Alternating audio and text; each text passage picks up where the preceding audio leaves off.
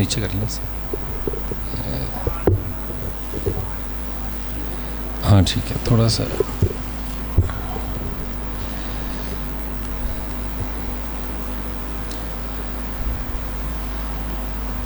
अपने जुमला मरहुमीन व मरहुमात ख़ुसूसन बानियान मजलिस क़िबला सैयद अख्तर नक़ी नक़वी साहब के जुमला मरहुमीन व मरहुमात, मुतवल्ली इमाम बारगाह क़िबला सैयद आरिफ अख्तर काज़मी साहब के जुमला मरहुमीन व मरहुमात और अपने जुमला मरहुमीन व मरहुमात की दराजात की बुलंदी के लिए एक मरतबा सूरह फ़ातिहा और 3 मरतबा सूरह इखलास की तिलावत फरमाई।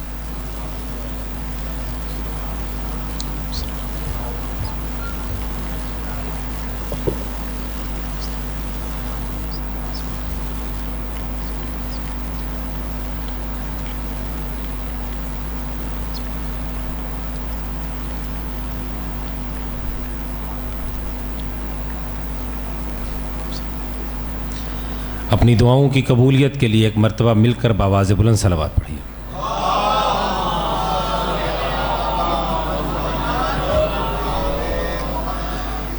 मोमिनीन से इल्तिमास है कि वो दुरूद की तिलावत करते हुए आगे की तरफ बढ़ाएं ताकि मजलिस का बाकायदा तौर पर आगाज़ किया जाए। एक मरतबा सलावत पढ़ते हुए आगे की तरफ तशरीफ़ ले आएं।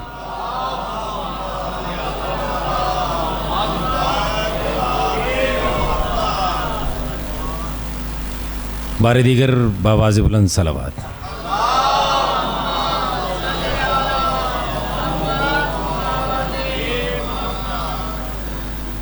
औज़ु बिल्लाहि मिनश शैतानिर लाईनिर रजीम, बिस्मिल्लाहिर रहमानिर रहीम, अल्हम्दुलिल्लाहि रब्बिल आलमीन, सुम्मस्सलातु वस्सलामुन अला साहिबित ताजे वल मेराजे वल बुराक़े वल अलम, दाफ़िल बलाए वल वबाए वल कहते वल मर्ज़े वल अलम, इस्मुहु मकतूबुन मशफूउन मनकूशुन फिल लौहे वल कलम, जिस्मुहु मुक़द्दसुन मुतहहरुन मुनव्वरुन फिल बैते वल हरम, नबील हरमैन इमामुल क़िबलतैन वसीलतना फिद दारैन जद्दिल हसन वल हुसैन मौलाना अबिल क़ासिम मुहम्मद सलावत।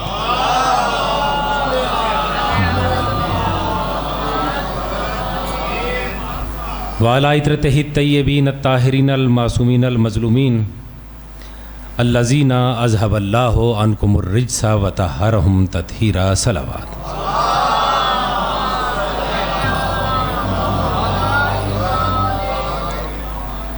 अम्मा बादो क़ाल अल्लाहु तबारक व तआला फ़ी कलामिहिल मजीद व ख़िताबिहिल हमीद व क़ौलुहुल हक़, बिस्मिल्लाहिर रहमानिर रहीम, वकुल्ला शैइन अहसैनाहु फ़ी इमामिन मुबीन। मिलकर बावाज़ बुलंद सलावत पढ़ें।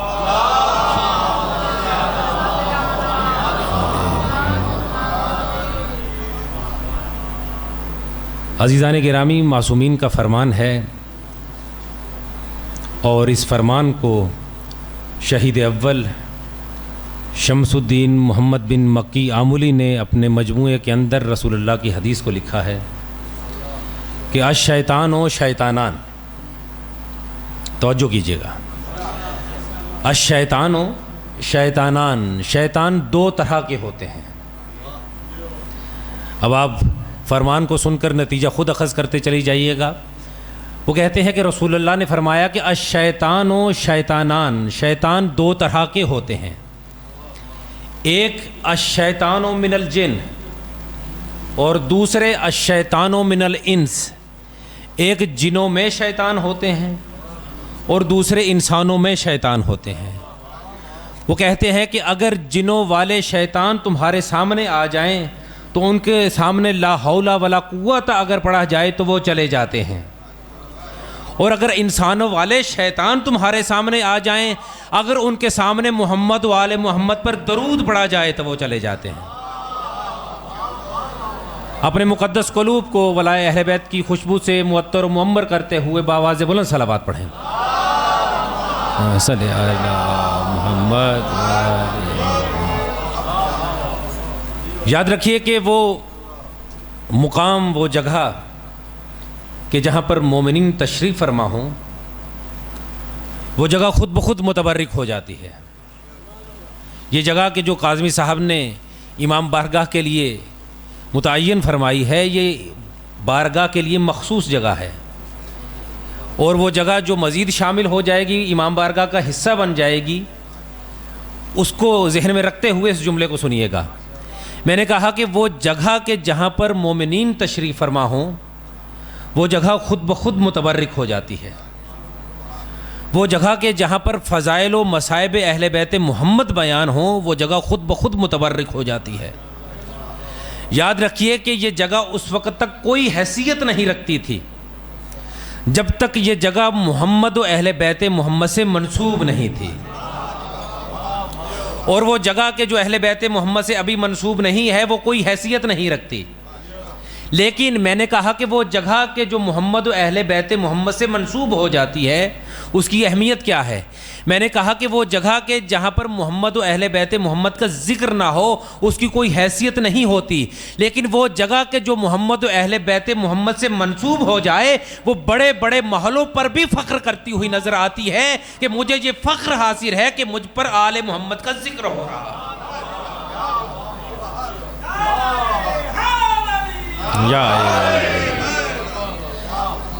मैंने आपकी खिदमत में अर्ज़ किया कि कुरान मजीद फुरकान हमीद की ये सूरह यासीन, इसकी 12वीं आयत में अल्लाह फरमा रहा है कि वकुल्ल शैइन अहसैनाहु फी इमामिन मुबीन, कि हमने हर शय का इल्म इमाम मुबीन में रख दिया है। और याद रखिए कि कुरान मजीद की बहुत सी ऐसी सूरह हैं, बहुत सी ऐसी आयतें हैं कि जिनमें अल्लाह रब्बुल इज़्ज़त ने अमीरुल मोमिनीन की विलायत और उनकी फजीलत का जिक्र किया है। याद रखिए कि अहले सुन्नत के बहुत बड़े आलिम दीन हैं जिनका नाम है अल्लामा फ़खरुद्दीन राज़ी। उन्होंने बड़े फ़ख्र से, बड़े राज़ी होकर इस बात को लिखा कि अमीरुल मोमिनीन अली इब्न अबी तालिब की शान में कुरान मजीद में 360 ऐसी आयतें हैं जो नाजिल हुई हैं। अब पढ़ा लिखा मजमा तशरीफ़ फरमा है, वो कहेगा कि अल्लामा फ़खरुद्दीन राज़ी, कि जिसे शिया नहीं बल्कि अहले सुन्नत इमामुल मुशक्किकीन कहते हैं, यानी तशकीक और शक डालने वालों का पेशवा। इनकी तफसीर 30 जिल्दों पर मबनी है, जिसे तफसीर कबीर कहा जाता है। अगर आप इनकी तफसीर को पढ़ें तो आप यकीन के साथ बैठेंगे और इस तफसीर को शुरू करेंगे, लेकिन जब आप इसको मुकम्मल करके उठेंगे तो शक के साथ उठेंगे। क्यों? इसलिए कि इन्होंने हर आयत के ज़ैल में इतने फरामीन, इतने अक़वाल लिख दिए हैं कि इंसान यकीन के साथ बैठकर इसे पढ़ता है और शक के साथ पढ़कर उठता है। तो वो कहते हैं कि अली इब्न अबी तालिब की शान में कुरान मजीद में 360 ऐसी आयतें हैं जो नाजिल हुई हैं। मैं कहूँगा कि ए इमाम फ़खरुद्दीन राज़ी, आपने जो मौला के बारे में कहा कि 360 आयतें अली के बारे में नाजिल हुई हैं, आप 350 लिख देते, 370 लिख देते। ये 360 ही आपने क्यों लिखा कि ज़ाते अली के बारे में कुरान मजीद में 360 ऐसी आयतें हैं जो नाजिल हुई हैं। तो याद रखिए, मेरा ये नज़रिया है, मैं ये कहूँगा कि शायद अल्लामा फ़खरुद्दीन राज़ी ने इसलिए 360 आयतें लिखी कि आप जानते हैं कि इस्लामी साल के अंदर आम तौर पर 355 या 356 दिन होते हैं, लेकिन अगर ज़्यादा से ज़्यादा हो जाएं तो 360 दिन आकर बनते हैं। गोया कि अल्लामा फ़खरुद्दीन राज़ी ने यह फैसला कर दिया कि साल का कोई दिन ऐसा नहीं है कि जिस दिन अली के बारे में कोई आयत नाजिल ना हुई हो।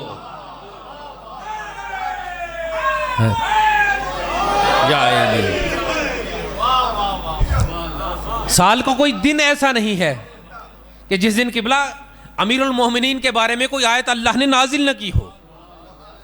जैसा कि मुझसे पहले मेरे भाई किबला ज़ाकिर सफ़ीर साहब आपकी खिदमत में अशआर पढ़ रहे थे, कसीदे पढ़ रहे थे, तो याद रखिए कि अमीरुल मोमिनीन की शान ये शान है कि जिसके बारे में अल्लाह ने इतनी आयतें नाजिल की हैं, इतनी सूरा नाजिल की हैं। अगर इन आयतों को पढ़ा जाए तो ये आयतें ख़ुद इस बात की तस्दीक करती हुई नज़र आती हैं कि हमें ये फ़ख्र हासिल है कि अल्लाह ने हमें अली की शान में नाजिल किया है। और याद रखिए कि जहाँ पर मेरे मौला की शान में जो आयतें नाजिल होती थीं, वो ये फ़ख्र किया करती थी कि हमें अल्लाह ने अली की शान में नाजिल किया है, लेकिन वो आयतें भी फ़ख्र करती थी कि जिनको अल्लाह ने अली के दुश्मनों के बारे में नाजिल किया था। और याद रखिए कि ज़ात अमीरुल मोमिनीन वो ज़ात है कि जिनकी शान में अगर एक शेर तो बहुत बड़ी बात है, बल्कि इमाम फरमाते हैं कि मन अनशरा फी बैत शेरिन, कि जिसने हमारी शान में एक बैत शेर कहा। आप जानते हैं कि एक शेर के अंदर कितने मिसरे होते हैं? बोलिए मेरे खामोश सामाईन। जिक्र अली में बोलना इबादत होता है, तायद कीजिए। 2 मिसरे होते हैं, एक शेर के अंदर 2 बैत होती हैं। इमाम ने फरमाया मन अनशरफी न बैत शेरिन वजबत लहुल जन्ना, कि जिसने हमारी शान में एक बैत शेर कहा, पूरा नहीं आधा शेर कहा, वजबत लहुल जन्ना, अल्लाह ने उसके लिए जन्नत को वाजिब करार दे दिया। या अली। अब जैसे ही मेरे मौला ने ये इरशाद फरमाया कि हम अहले बैत की मोहब्बत में जिसने एक शेर कहा, एक बैत शेर कहा, अल्लाह ने उसके लिए जन्नत को वाजिब करार दे दिया। इतने में एक शख्स उठा, कहने लगा मौला मैंने आपकी जद की शान में 5000 अशार लिखे हैं। इमाम ने फरमाया कि तू ये बता कि तेरा मेरे जद अली के बारे में क्या ख्याल है। कहने लगा कि मैं उन्हें इमाम मानता हूं। फरमाया कि तू ये बता कि तेरा मेरे जद के दुश्मनों के बारे में क्या ख्याल है। कहने लगा मैं उन्हें भी मानता हूं। इमाम ने फरमाया सुन, ये जो तूने 5000 अशार कहे हैं ना, इन 5000 अशार में से तेरा एक शेर भी कबूल नहीं है।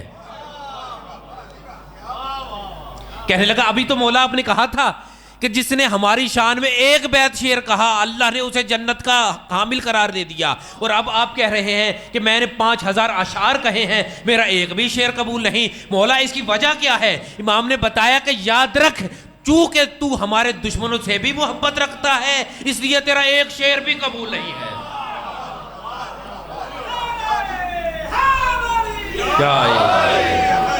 अब वो चंद लम्हे सोचने लगा। चंद लम्हे सोचने के बाद कहने लगा कि मौला मैंने आपकी जद के दुश्मनों से बरात का इजहार किया।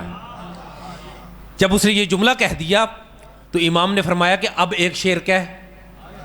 उसने एक शेर कहा। जैसे ही उसने एक शेर कहा, इमाम ने फरमाया कि ये जो तूने एक शेर कहा है ना, ये तेरा एक शेर तेरे 5000 अशार से भी ज्यादा अफजल है। या अल्लाह। अब वो कहने लगा कि मौला क्या माजरा है? पहले आपने कहा कि सारे के सारे 5 के 5000 अशार रद्द हैं, अब आपने कहा कि एक शेर 5000 अशार से भी अफजल है। इमाम ने फरमाया कि चूंकि तूने हमारी जद के दुश्मनों से बरात का इजहार कर दिया है इसलिए तेरा एक शेर 5000 अशार से भी अफजल है।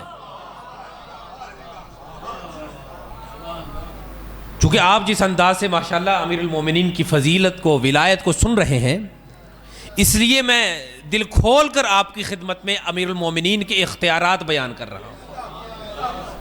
वगरना अमीरुल मोमिनीन ने कम ज़रफ़ों के दरमियान अपने अफ़आल और अपनी सिफ़ात और अपनी विलायत को बयान करने से मना फरमाया है। और मेरी भी आदत है कि मैं कम ज़रफ़ों में कभी भी विलायत अमीरुल मोमिनीन खुल के नहीं बयान करता। चूँकि आप विलायत के हामिल हैं, आप आला ज़र्फ़ हैं, आपकी माओं की इस्मत में तहारत है, आप खुद भी पाको पाकीज़ा हैं, इसलिए मैं विलायत अली बयान भी कर रहा हूं और आप सुनकर खुश भी हो रहे हैं। याद रखिए कि हर एक की जुबान से या अली मदद नहीं निकलता और ना ही हर जुबान नामे अली बोलती है। नामे अली पर वही जुबान बोलती है कि जिन्होंने आलम ज़र में विलायत अमीरुल मोमिनीन का इकरार किया था। वगरना खुदा की कसम दुनिया से पहले अली की विलायत बर्दाश्त नहीं होती।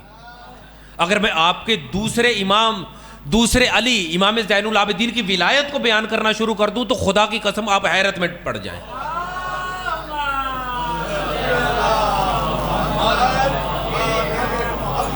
विलायत अमीरुल मोमिनीन ही बयान करूंगा, लेकिन चूंकि मैं बता रहा हूं कि दुनिया से पहले अली की फजीलत, पहले अली की विलायत बर्दाश्त नहीं होती।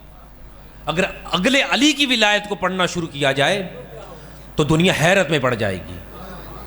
चलें आपकी हैरत को और बढ़ा दूं कि तारीख ये बताती है बल्कि इस रिवायत को चूँकि आज मेरा दिल था कि मैं पढ़ूँ, इसलिए मैं मोबाइल में इस किताब की जिल्द की भी तस्वीर लेके आया और उस रिवायत की भी तस्वीर लेके आया, ताकि अगर कोई बाद में मुझ पर एतराज़ करे ताकि मैं आपको उसकी खिदमत में पेश कर सकूँ कि ये रिवायत भी मेरे पास मौजूद है, किताब का हवाला भी मौजूद है। चूँकि हैरत होगी इस रिवायत को सुनने के बाद, इसलिए कि किताब का नाम है अद्दमतु साकिबा। किताब के लिखने वाले हैं अल्लामा मोहम्मद बाकिर दहश्ती अल-बहबहानी अन-नजफ़ी, उनकी लिखी हुई किताब है। वो कहते हैं कि इमाम ज़ैनुल आबिदीन मोहम्मद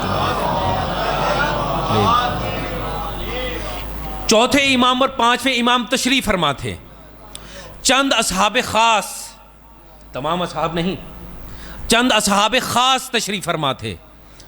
चंद आरिफान मुआरिफ हक़ तशरीफ़ फरमा थे। और हमारा चौथा और पांचवा इमाम तिश्ना अरवाह को चश्माए फ़ज़ाइल से, चश्माए मुआरिफ से सैराब कर रहा था कि इतने में एक शख्स उठा और उठ के इमाम से कहने लगा कि मौला ज़िदनी बयानन, मौला अपने फ़ज़ाइल मज़ीद इरशाद फरमाइए। जब इमाम ने अपने फ़ज़ाइल को इरशाद फरमाना शुरू कर दिया तो एक मरतबा वो सहाबी उठकर खड़ा हो गया। उस सहाबी का नाम था जाबिर। वो उठकर खड़ा हो गया और कहने लगा कि मौला मैं कुछ बात आपसे कहना चाहता हूँ। इमाम ने कहा कहो। कहने लगा मौला मेरा दिल चाहता है आज आपकी तारीफ़ बयान करूँ। मौला आप आज बड़े हसीन लग रहे हैं, आज आप बड़े खूबसूरत लग रहे हैं। मौला आज आपके चेहरे पर से नूर साते हो रहा है। इमाम ने जैसे ही ये जुमला सुना तो इमाम ने इरशाद फरमाया कि ऐ मेरे सहाबी याद रख, तवज्जो कीजिएगा।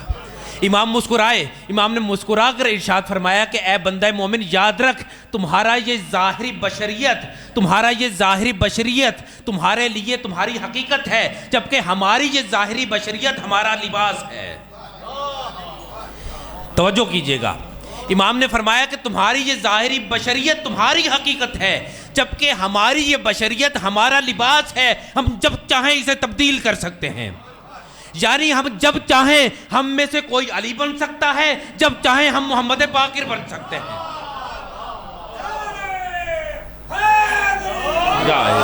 अब तवज्जो कीजिएगा। इमाम ने कहा हम जब चाहें मोहम्मद बाकिर बन सकते हैं, जब चाहे अली इब्न अबी तालिब बन सकते हैं। कहने लगा मौला कैसे?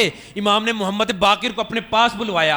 अब तारीख ये बताती है, मोहम्मद जाबिर ये कहते हैं कि इमाम ज़ैनुल आबिदीन तशरीफ़ फरमा थे, साथ मोहम्मद बाकिर तशरीफ़ फरमा थे। इमाम ने फरमाया जाबिर हमारी जानिब तवज्जो से देख। अब जाबिर देखते हैं कि दाएं जानिब इमाम बाकिर बैठे हैं, बाएं जानिब इमाम ज़ैनुल आबिदीन बैठे हैं। अब इस सहाबी ने जैसे ही इमाम की जानिब तवज्जो से देखा, चंद लम्हे के बाद क्या देखता है कि इमाम ज़ैनुल आबिदीन इमाम बाकिर की शक्ल इख्तियार कर गए हैं, इमाम बाकिर इमाम ज़ैनुल आबिदीन की शक्ल इख्तियार कर गए।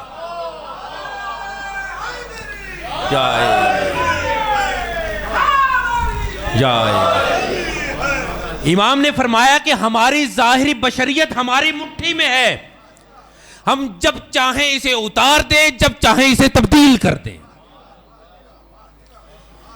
मैंने कहा ना कि दुनिया से पहले अली की विलायत बर्दाश्त नहीं होती। अगर खुदा की कसम इसी इमाम की विलायत और इमामत को बयान शुरू करूं तो हैरत में पड़ जाए कि अल्लाह ने मासूमीन को क्या इख्तियारात और क्या सिफात और क्या विलायत अता की है। मैंने आपकी खिदमत में अर्ज किया कि जिन्होंने आलम ज़र में अमीरुल मोमिनीन की विलायत को कबूल किया था, वही विलायत अमीरुल मोमिनीन सुनते हैं और वही विलायत अमीरुल मोमिनीन को सुनकर खुश भी होते हैं। एक शख्स अमीरुल मोमिनीन की खिदमत में आया, आकर कहने लगा कि मौला मैं आपका दोस्त हूँ, आपका मुहिब हूँ, आपका शहदा हूँ, आपका हुबदार हूँ। मौला मैं अकीदा रखता हूँ कि आप फ़ाते बद्र हैं, फ़ाते ओहद हैं, फ़ाते खंदक हैं, फ़ाते खैबर हैं, आप शोहर सैयदा हैं, आप वली के गदीर के अमीर हैं। जब इतनी बातों का उसने इजहार कर दिया तो मौला ने मुस्कुराकर उसकी जानिब नहीं देखा, बल्कि हैबत और जलाल के लहजे में देखा और इरशाद फरमाया कि याद रख, जो कुछ तेरी जुबान पर है और जो कुछ तेरे दिल में है, अली इससे कहीं बालातर है।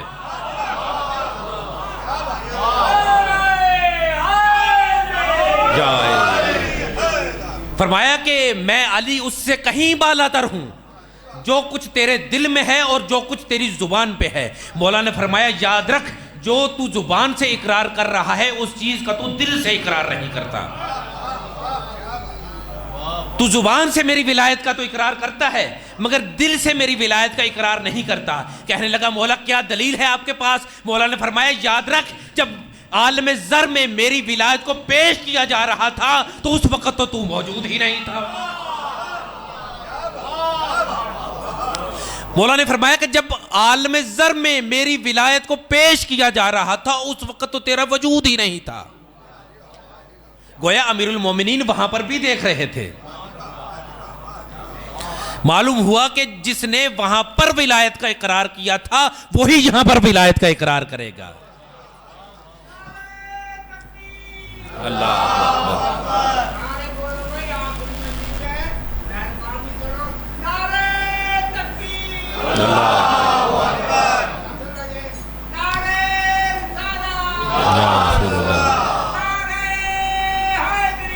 या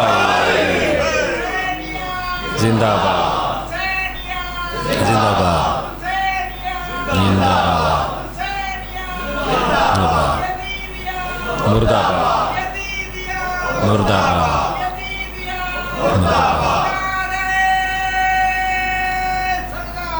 अल्लाह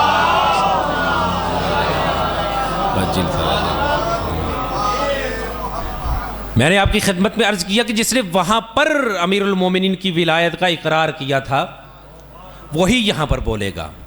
यही वजह है कि आप जब नाम अली सुनते हैं तो सुनकर नारे का जवाब देते हैं। क्यों? इसलिए कि आपने वहां पर आलम ज़र में विलायत अमीरुल मोमिनीन का इकरार किया था। अज़ीज़ान किरामी याद रखिए, सिर्फ आपने या हमने मैंने विलायत अमीरुल मोमिनीन का इकरार नहीं किया था, बल्कि जिस जिस शय ने विलायत अमीरुल मोमिनीन का आलम ज़र में इकरार किया था खुदावंद आलम ने उसे फ़ज़ाइल और फजीलतों से नवाज दिया था। खुद हमारा 8वां इमाम इरशाद फरमाता है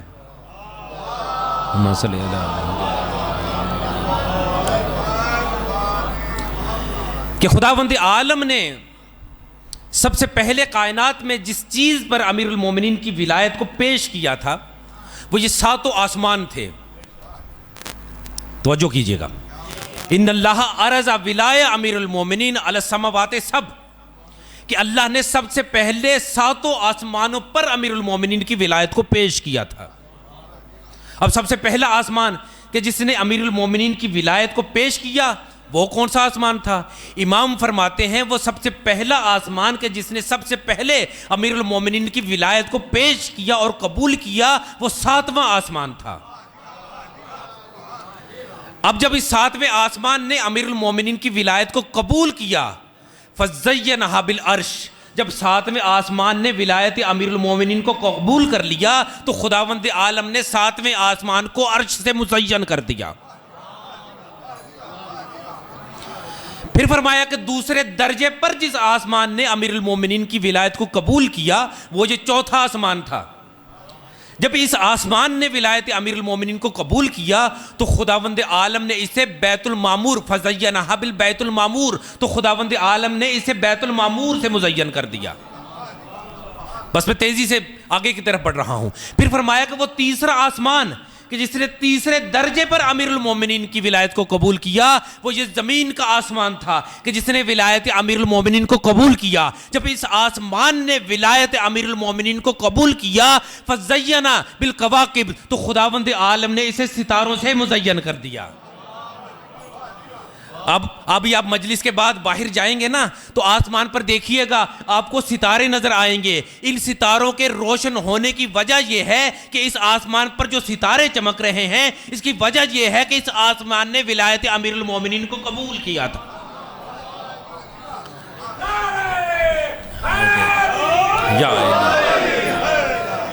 जब अल्लाह ने आसमानों पर अमीरुल मोमिनीन की विलायत को पेश किया तो उसके बाद अल्लाह ने जमीनों पर अमीरुल मोमिनीन की विलायत को पेश किया। जब अल्लाह ने जमीनों पर अमीरुल मोमिनीन की विलायत को पेश किया तो सबसे पहली जमीन कि जिसने सबसे पहले अमीरुल मोमिनीन की विलायत को कबूल किया वो कौन सी जमीन थी? मक्के की सरजमीन। मक्के की सरजमीन ने जब अमीरुल मोमिनीन को कबूल किया और उनकी विलायत को कबूल किया फज़य्यना बिल काबा, तो खुदावंद आलम ने उसे काबे से मुज़य्यन कर दिया।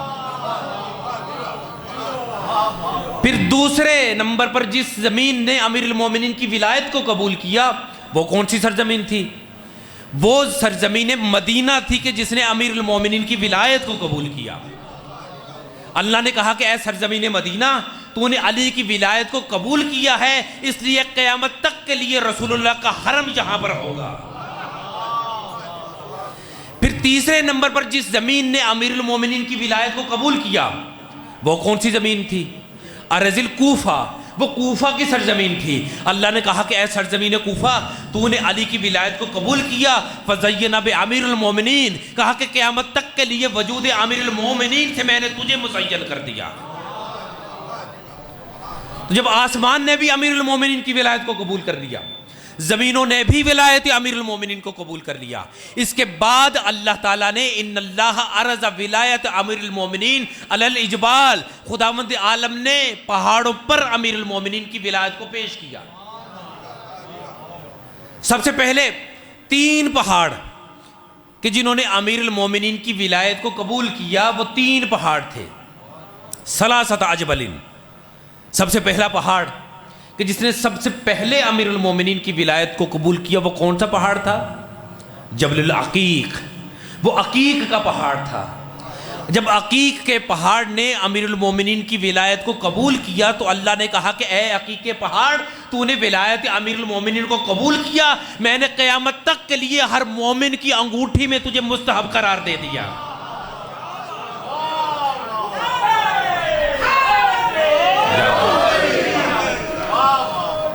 फिर दूसरे नंबर पर जिस पहाड़ ने अमीरुल मोमिनीन की विलायत को कबूल किया वो कौन सा पहाड़ था?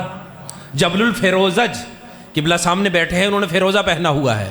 वो दूसरा पहाड़ के जिसने दूसरे नंबर पर अमीरुल मोमिनीन की विलायत को कबूल किया वो था जबलुल फेरोजज, फेरोजा का पहाड़। जब फेरोजा के पहाड़ ने अमीरुल मोमिनीन की विलायत को कबूल किया तो एक मरतबा अल्लाह ने कहा कि ए फेरोजा के पहाड़, तूने अली की विलायत को कबूल किया है, मैंने तुझे भी क़यामत तक के लिए मोमिनों की अंगुश्तर में मुस्तहब करार दे दिया।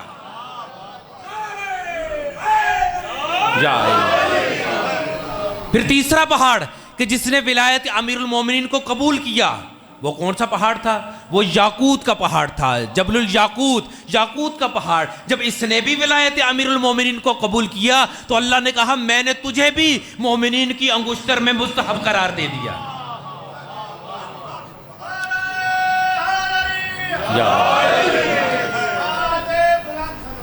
अल्लाह।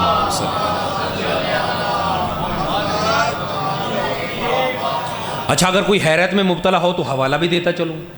किताब का नाम है इकबालुल आमाल, इसके लिखने वाले हैं सैयद इब्न ताउस। उन्होंने ये रिवायत इमाम रिज़ा से नकल की है। ये सारी की सारी रिवायत जो मैंने पेश की है, इस रिवायत के बयान करने वाले इमाम रिज़ा हैं। अब इमाम ने आगे चल के क्या फरमाया कि जब अल्लाह ने आसमानों पर विलायत अमीरुल मोमिनीन को पेश कर दिया, ज़मीनों पर पेश कर दिया, पहाड़ों पर पेश कर दिया, उसके बाद अल्लाह ने विलायत अमीरुल मोमिनीन को पानियों पर पेश किया। इन्नल्लाह अरज़ा विलायत अमीरुल मोमिनीन अलल मियां, जब पानियों पर विलायत अमीरुल मोमिनीन को पेश किया तो जिस जिस पानी ने अमीरुल मोमिनीन की विलायत को पेश किया फसारा मिलहन, खुदावंद आलम ने उस पानी को मीठा करार दे दिया।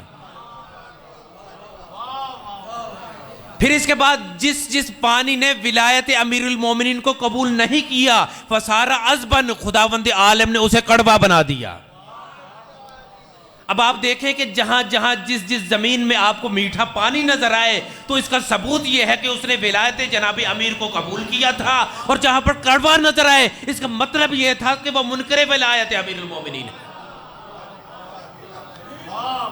बस रिवायत को मुख्तसर कर रहा हूं।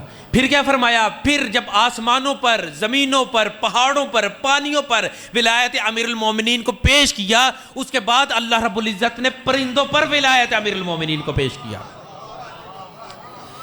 इन्नल्लाह अरज़ा विलायत अमीरुल मोमिनीन अलल तयूर, अल्लाह ने परिंदों पर विलायत अमीरुल मोमिनीन को पेश किया।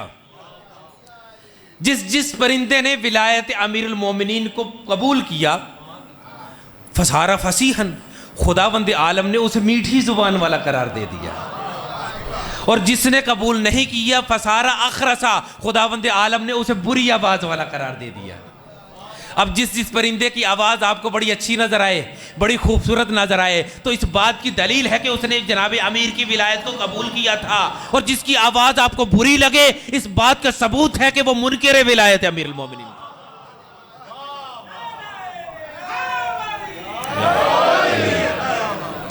अब अगली जो बात करने लगा हूं, इस बात को सुनकर आपको ऐसा महसूस होगा कि इमाम का ये जुमला आपके दिल में नूर बनकर उतर आया है, और इस जुमले को अदा करके मैं देखूंगा कि किस किस की तीनत में कितनी विलायत अमीरुल मोमिनीन है और वो कितना सबूत दे सकता है। अज़ीज़ान गिरामी, इसके बाद मेरे मौला ने रिवायत को इख्तिताम करते हुए आखिरी जुमला कहा कि मसलुल लज़ीना फ़ी क़ुलूबिहिम विलायत अमीरुल मोमिनीन कमसलिल मलाइका सुजूदिहिम लिआदम, कि वो लोग के जिन्होंने जनाब अमीर की विलायत को कबूल किया, उन लोगों की मिसाल उन फरिश्तों की सी है कि जिन्होंने हज़रत आदम को सजदा किया, और जिन्होंने विलायत अमीरुल मोमिनीन को कबूल नहीं किया उनकी मिसाल उस इब्लीस की सी है जिसने आदम को सजदा नहीं किया।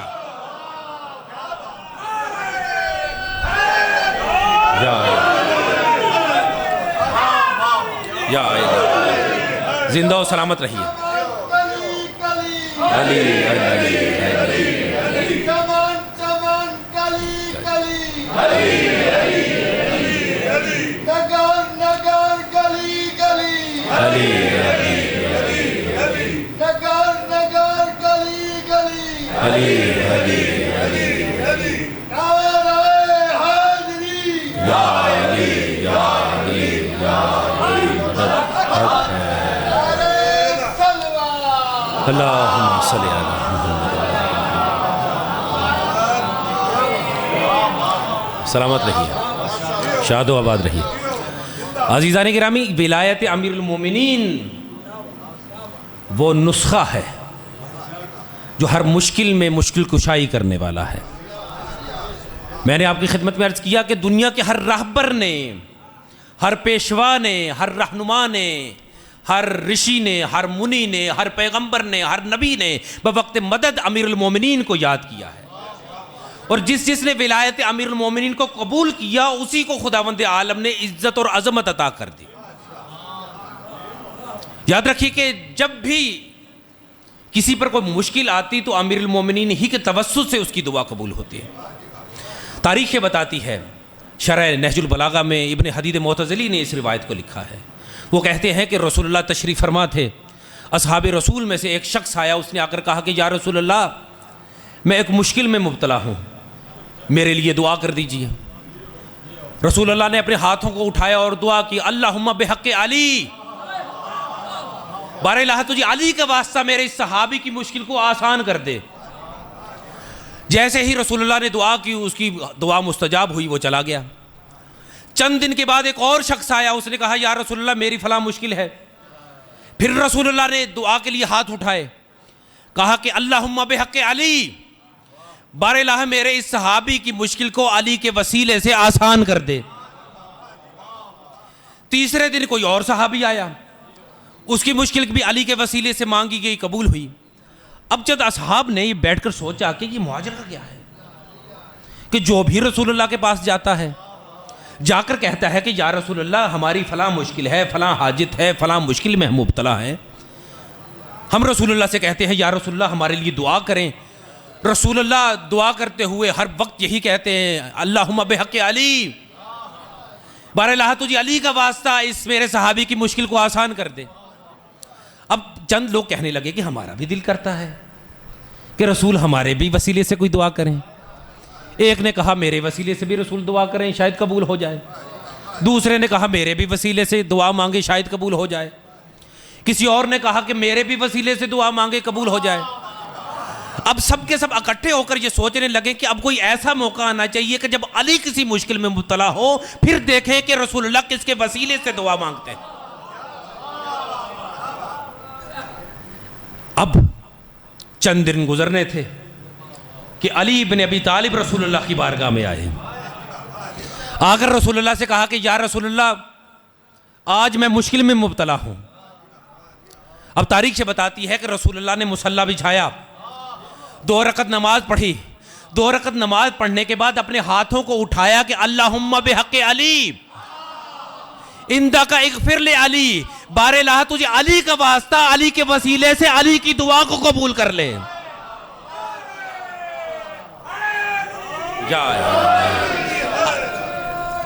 अब असहाबे रसूल ने कहा कि या रसूलल्लाह ये क्या मुआजरा है, अगर मैं मुश्किल में मुब्तला होता हूं तो अली के वसीले से दुआ, अगर ये मुश्किल में मुब्तला होता है तो अली के वसीले से दुआ, हत्ता कि अगर अली मुश्किल में मुब्तला होते हैं तो अली के वसीले से दुआ।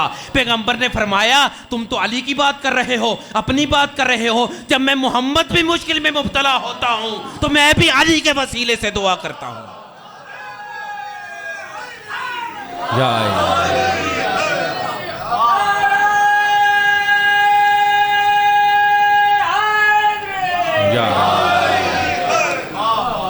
मैंने अर्ज किया ना कि हर नबी की मुश्किल कुशाई करने वाली अगर कोई जात है तो वो जाते अमीरुल मोमिनीन अली इब्न अबी तालिब है।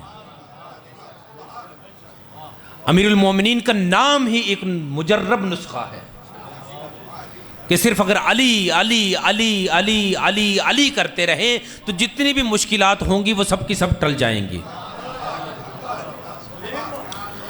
अज़ीज़ाने गिरामी, अमीरुल मोमिनीन अली इब्न अबी तालिब को अल्लाह रब्बुल इज़्ज़त ने अपनी सिफ़ात का मज़हर बनाकर भेजा। चाहे वो जंग खैबर हो, खंदक हो, हर मैदान में अगर कोई नुसरत पैगंबर के लिए आया है उसे अली कहते हैं। अब जानते हैं कि जब खैबर में 39 दिन गुजर गए और रसूल की मुश्किल हल नहीं हो रही थी, अब अगर 40वां दिन आता तो इस्लाम का चहलम हो जाता, मगर अली इब्न अबी तालिब आते हैं और आकर रसूलुल्लाह की मुश्किल कुशाई करते हैं। दुनिया यही समझती है कि शायद अमीरुल मोमिनीन ने दर खैबर को उखाड़ दिया, ये मौला का सबसे बड़ा कारनामा है, जबकि मशहूर शायर कमर जलालवी कहते हैं कि मौला का ये सबसे बड़ा कारनामा नहीं है कि मौला ने अगर 2 उंगलियों पे दर खैबर को उठा दिया, दुनिया समझती है कि ये हमारे मौला का सबसे बड़ा कारनामा है। वो कहते हैं कि गनीमत जानिए, गनीमत जानिए 2 उंगलियों पे बाबे खैबर है, गनीमत जानिए 2 उंगलियों पे बाबे खैबर है, जो 5 उंगलियां उठती तो अर्श फर्श उठ जाते।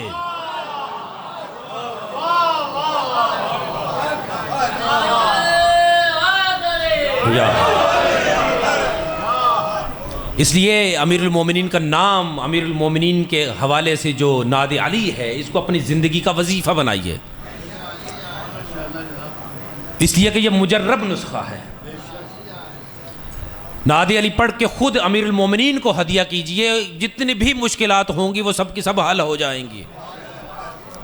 इसलिए कि शायर ने कहा है ना कि 100 बार ले गई, 100 बार ले गई सरे बाजार मुफलिसी, 100 बार ले गई सरे बाजार मुफलिसी, हर बार मैंने अपना अकीदा बचा लिया। 100 बार ले गई सरे बाजार मुफलिसी, हर बार मैंने अपना अकीदा बचा लिया।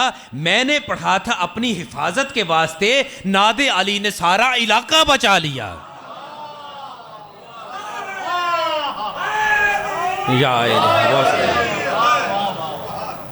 बस ज़ाते अमीरुल मोमिनीन से वाबस्ता रही है।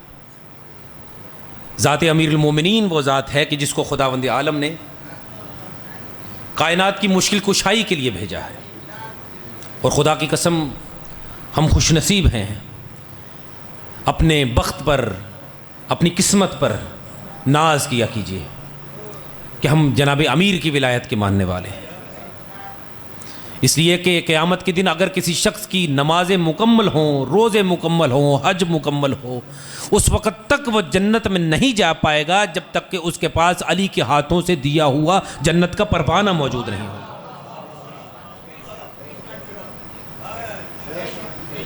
बस जहाँ पर अल्लाह रब्बुल इज़्ज़त ने जनाब अमीर को विलायत अता की है, मैं अपनी मजालिस में अक्सर ये कहा करता हूँ कि 2 चीज़ें हैं जो शियत की रगे हयात हैं, इनको अपने हाथों से कभी भी मत जाने दीजिए। हर चीज़ आपसे छिन जाए कोई मसला नहीं है, लेकिन 2 चीज़ें, एक विलायत और एक अज़ादारी, ये हमारे हाथ से न जाने पाए। इसलिए कि मासूम फरमाते हैं कि अगर एक लम्हे के लिए भी विलायत का दामन तुम्हारे हाथ से छूट गया और तुम्हें मौत आ गई तो याद रखो जन्नत में नहीं जाओगे बल्कि सीधा जहन्नुम में जाओगे। खुदा की कसम जब तक इंसान के पास कोई नेमत होती है उसकी उसे कदर नहीं होती। जब कोई नेमत छिन जाए उस वक़्त उसकी कदर हुआ करती है। आप उस शख्स से पूछिए कि जो बीमार है, उससे पूछिए कि तंदुरुस्ती की कदर क्या है।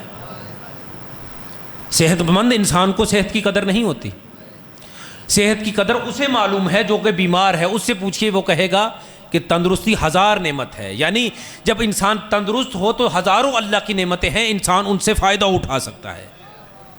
इसी तरह एक शख्स अगर दौलतमंद है, उसे गुर्बत की कदर नहीं होगी।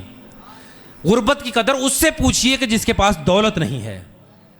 तो जिसके पास विलायत नहीं है और रोज़े क़यामत जब वो सारे अमाल करने के बावजूद जहन्नुम में चला जाएगा, उस वक़्त उसे मालूम होगा कि विलायत जनाब अमीर कितनी बड़ी अल्लाह की नेमत है। मैंने आपकी खिदमत में अर्ज़ किया कि एक है विलायत अमीरुल मोमिनीन और दूसरी है अज़ादारी इमाम हुसैन। खुदा की कसम, दुनिया खुशी का इंतज़ार करती है। ये वाहिद आले मोहम्मद की मानने वाली शिया कौम है कि जो हर साल खुशी का इंतज़ार नहीं बल्कि इस गम का इंतज़ार करती है कि कब ये गम आएगा, हम इस गम में गमगीन हो जाएंगे। आज दुनिया के अंदर, पाकिस्तान के अंदर मुतनाज़े बिल पेश किए जा रहे हैं कि शियत को महदूद कर दिया जाए।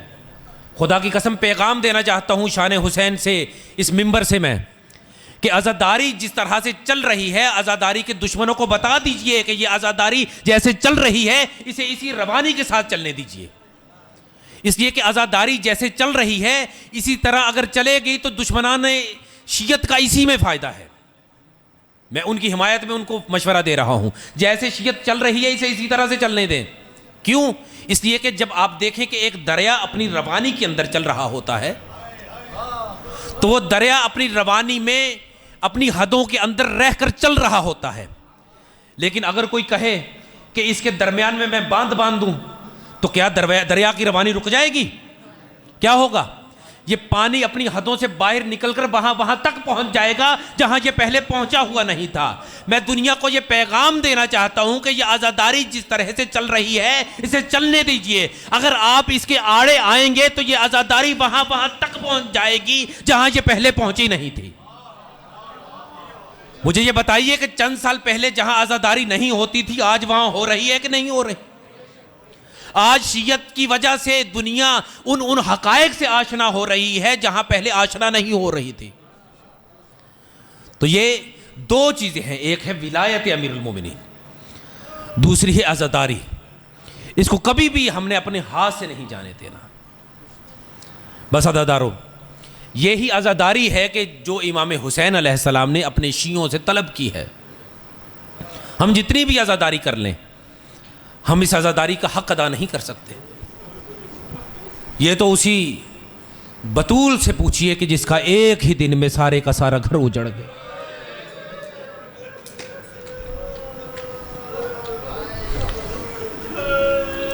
अजरुकुमुल अल्लाह।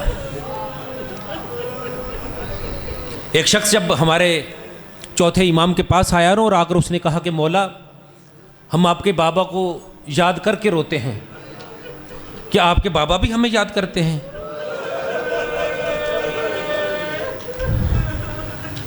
इमाम ने इरशाद फरमाया कि ऐ बंदे मोमिन, तूने इंसाफ से काम नहीं लिया।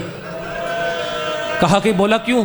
कहा इसलिए कि तुम मेरे बाबा को याद करते हो खाना खाकर, तुम मेरे बाबा को याद करते हो पानी पीकर, लेकिन मेरे बाबा हुसैन ने तुझे उस वक़्त याद किया था जब वो 3 दिन का भूखा प्यासा था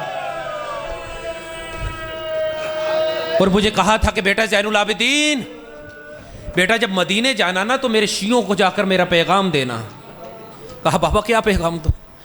कहा मेरे शियों को मेरा पैगाम देना कि जब भी कभी किसी बेगुनाह मकतूल का जिक्र सुनना तो मुझे हुसैन पर हाय हाय करके रोना। जब भी कभी ठंडा पानी पीना तो मुझे हुसैन की प्यास को याद रखना। फिर अगला जुमला जानते हैं क्या कहा? अगला जुमला कहा कि जब भी मेरे शियों के यहाँ अगर कोई यतीम बच्ची आ जाए ना तो मेरे शियों को कहना कि उस यतीम बच्ची के सामने अपनी बेटी को प्यार ना करना। कहा बाबा क्यों? कहा कि मुझे मेरी सकीना बड़ी याद आई। अल्लाह आपकी हाय को कबूल करे। जनाब सैयदा आपको इसका अजर दें, आपके बच्चे सलामत रहें, आपके घर आबाद रहें। अज़ादारों याद रखिए कि आज़ादारी यहाँ से होती है। जब मसाए पढ़े जाते हैं ना तो चेहरे अफसुर्दा हो जाते हैं। पता चल जाता है कि मजलिस में कितनी रूहानियत है, फर्श अज़ा कितनी मोहब्बत से बिछाया गया है। इसलिए कि मजलिस में जनाब सैयद शुहदा का पहरा है। मैं हाथ जोड़कर अपनी माओ बहनों से, अपने बुज़ुर्गों से माफ़ी चाहकर ये जुमला कहूँगा, याद रखिए कि कायनात रोते हुए मर भी जाए ना तो इस एक मंजर का हक अदा नहीं हो सकता कि जब 4 साल की मिन्नतें कर रही थी और कातिल तमाचे मार रहा था। कुछ हजरात इस जुमले तक नहीं पहुंचे। मैंने कहा कि कायनात रोते हुए मर भी जाए तो इस जुमले का हक अदा नहीं हो सकता कि जब 4 साल की मिन्नतें कर रही थी और कातिल तमाचे मार रहा था। बीबी सकीना कभी शिमर के दाएं तरफ आकर कहती कि शिमर ना मार, मेरा बड़ा प्यासा बाबा है। कभी बाएं तरफ आकर कहती कि ना मार, मेरा किसी को ना कुछ कहने वाला बाबा है। जितने भी मेरे नौजवान भाई यहां पर बैठे हैं, मैं दामन फैला कर दुआ कर रहा हूं कि जिसके घर में भी 4 साल बहन या बेटी है, खुदा उसके बख्त नसीब बुलंद करे। मैं मिंबर पर हाथ रख कर एक जुमला कह रहा हूँ, और जो मातम को जायज़ समझते हैं वो मातम ज़रूर कीजिएगा। जो हाय करना जायज़ समझते हैं वो हाय करने को जायज़ समझिएगा। जिनके घर 4 साल की बहन या बेटी है ना, वो आज रात जाकर इस जुमले को तजर्बा कीजिएगा। जिसके घर में 4 साल की बहन या बेटी है, उसको जाकर एक कमरे में बिठाकर अंधेरा करके कमरा बंद कर दीजिएगा। खुदा की कसम एक लम्हे के बाद आवाज़ आएगी, बाबा दरवाज़ा खोल, मैं मर जाऊंगी।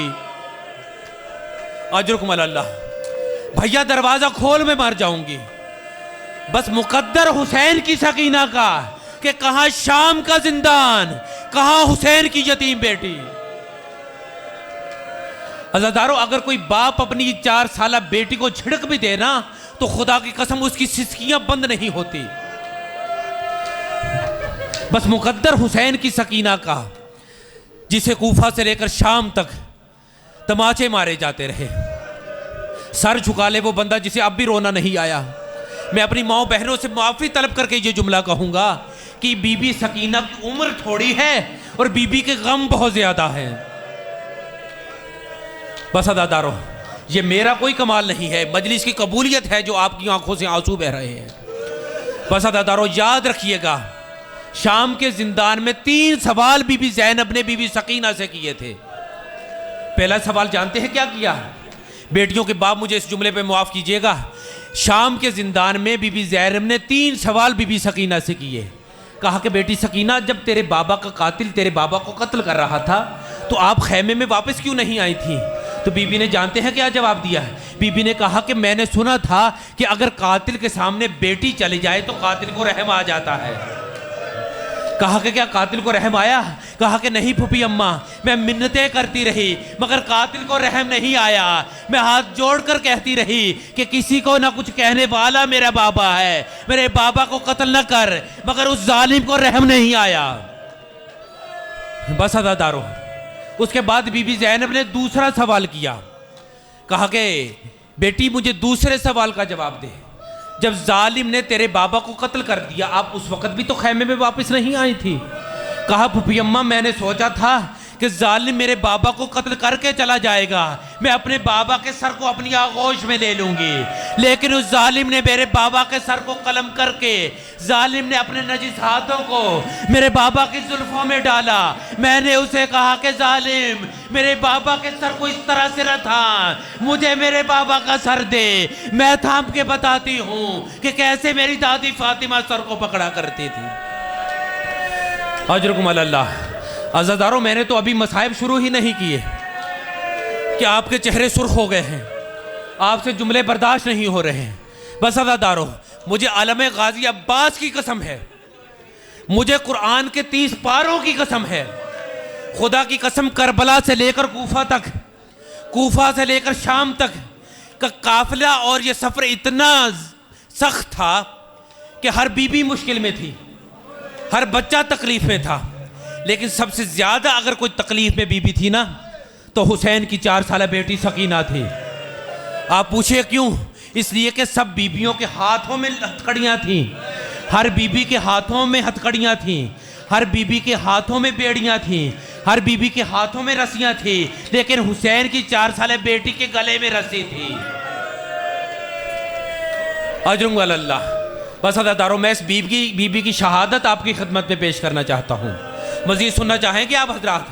अज़ादारों याद रखिए, तारीख ये बताती है कि यजीद जिस हुजरे में सोता था, बस सब्र करके तहम्मुल करके बीबी की शहादत के चंद जुमलों को सुन लीजिएगा। याद रखिए कि तारीख ये बताती है कि यजीद जिस हुजरे में सोता था ना, उस हुजरे में अपने तख्त के साथ वो एक तश्त रखा करता था कि जिसमें इमाम हुसैन का सर होता था और उसके ऊपर रेशमी रुमाल होता था।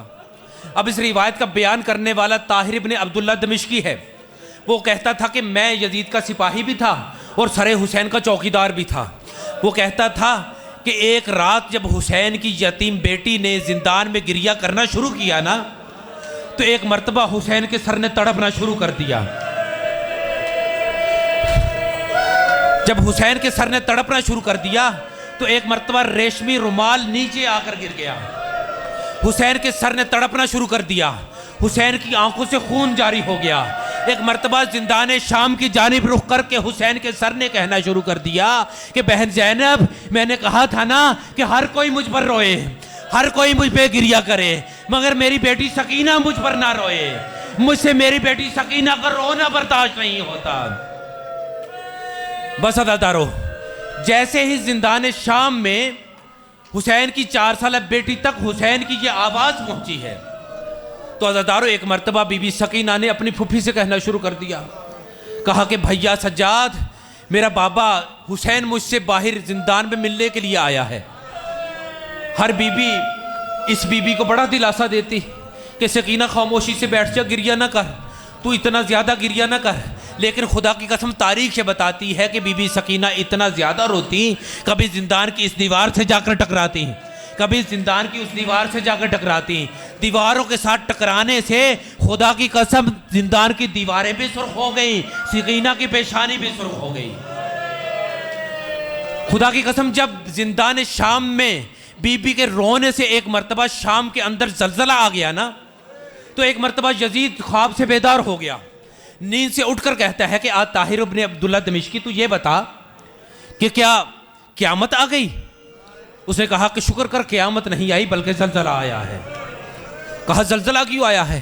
कहा जब से हुसैन की बेटी ने रोना शुरू किया है ना, उस वक़्त से शाम में जलजला आ गया है। कहने लगा कि क्या किया जाए? कहा कि तू हुसैन की बेटी तक हुसैन का सर पहुंचा दे, मुझे यकीन है बाप का सर देखकर बच्ची या खामोश हो जाएगी या वैसे ही मर जाएगी। कहा कि अच्छा, तू हुसैन की बेटी के पास हुसैन का सर ले जा। अब ताहिर इब्न अब्दुल्ला दमिश्की हुसैन का सर लेकर एक मर्तबा जिंदान के दर पर पहुंचा और कैदी को आवाज़ देकर कहा कि ऐ सज्जाद, अपने बाबा का सर आकर ले जा। बस मैंने मुख्तसर मुसाहिब को कर दिया। एक मर्तबा इमाम ने अपने बाबा का सर थामा और लाकर एक मर्तबा जिंदान में रख दिया। इमाम सज्जाद ने देखा कि सकीना कहीं नज़र नहीं आ रही। कहा कि पुप्पी अम्मा, मेरी बहन कहाँ है? कहा जब से तू बाबा का सर लेने के लिए गया है, सकीना जाकर एक कोने में बैठ गई है कि हर कोई बाबा से मुलाकात करेगा मगर मैं बाबा से मुलाकात नहीं करूँगी। कहा कि क्यों? कहा इसलिए मुलाकात नहीं करूँगी कि जब बाबा को मालूम था कि मैं बाबा के सीने पर सोने की आदी हूँ, फिर भी बाबा मुझसे मिलने के लिए नहीं आया। बस अदादारो, मैंने मसाइब को मुख्तसर कर दिया। इमाम सज्जाद ने कहा कि बहन आप बाबा से आकर मुलाकात कर ले। कहा कि मैं बाबा से मुलाकात नहीं करूँगी इसलिए कि मैं बाबा से नाराज़ हूँ। बस अदादारो, इमाम ने कहा बाबा से आके मुलाकात कर ले। आकर बेटी ने बाबा से मुलाकात जब करना चाही ना, तो एक मर्तबा बेटी ने जिंदान के दाएं बाएं जानिब आकर देखा। कहा कि बाबा का सर कहाँ है? इमाम ने तश्त की जानिब इशारा किया। कहा बेटी ये तश्त है। बीबी ने कहा कि भैया मैंने खाना नहीं खाना, मुझे बाबा का सर चाहिए। कहा कि बहन ये खाना नहीं, ये तेरे बाबा का सर है। खुदा की कसम मैं कहता बीबी मर जाती मगर अपने बाबा के तश्त से सर ना उठाती। एक मर्तबा बीबी ने जैसे ही तश्त पर से रुमाल हटाया, क्या मंजर देखा कि दाईं जानिब की जुल्फ़ें बाईं जानिब हैं, बाईं जानिब की जुल्फ़ें दाईं जानिब हैं। चेहरा जगह जगह से जख्मी है, जगह जगह से खून बह रहा है। बीबी ने बाबा के चेहरे पर चेहरा रख कर मसाइब पढ़ना शुरू कर दिए कि बाबा तेरे बाद तेरी सकीना को तमाचे मारे गए, बाबा तेरे बाद तेरी सकीना को यतीम कर दिया गया। बस अज़ादारों एक जुमला कहूँगा कि 4 साल की सकीना है ना, बाबा के सर पर सर रख कर एक जुमला कहा, बाबा तेरे बाद तेरी सकीना के बाल सफ़ेद हो गए। आखिरी जुमला कहा कि बाबा अब तेरे बाद तेरी सकीना का दिल इस दुनिया में नहीं लगता, बाबा मुझे अपने पास बुला ले। बस अज़ादारों बीबी सकीना की आखिरी हिचकी थम गई और बीबी अपने बाबा के सर पर गिर गई। इमाम सज्जाद ने जब ये मंजर देखा ना अज़ादारों कि बीबी की आखिरी सांसें भी ख़त्म हो गई, इन्ना लिल्ला पढ़कर बहन के गुस्ल का एहतमाम किया। बस अज़ादारों मैंने जुमले सब के सब छोड़ दिए।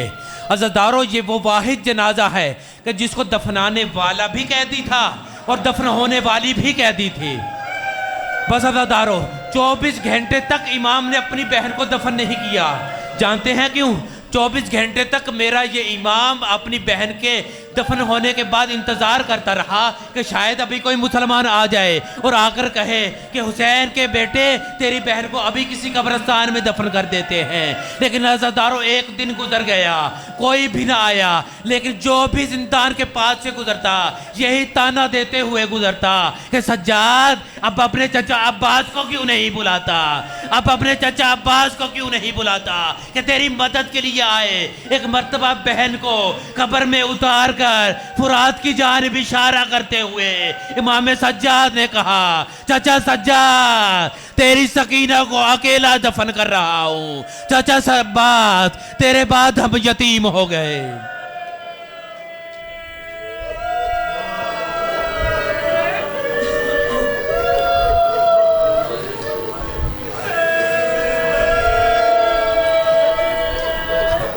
अला लानतुल्लाहि अलल कौमिज़ ज़ालिमीन वसयअलमुल्लज़ीना ज़लमू अय्यमुनक़लिबीन यनक़लिबून। बारलाह तुझे मोहम्मद व आले मोहम्मद का वास्ता है। या महमूद बिहक़्क़ मोहम्मद, या आला बिहक़्क़ अली, या फ़ातिरुस समावाति अवल अर्ज़ बिहक़्क़ फ़ातिमा, या मुहसिन बिहक़्क़िल हसन, या क़दीमुल इहसान बिहक़्क़िल हुसैन अलैहिस्सलाम। बारलाह तुझे मोहम्मद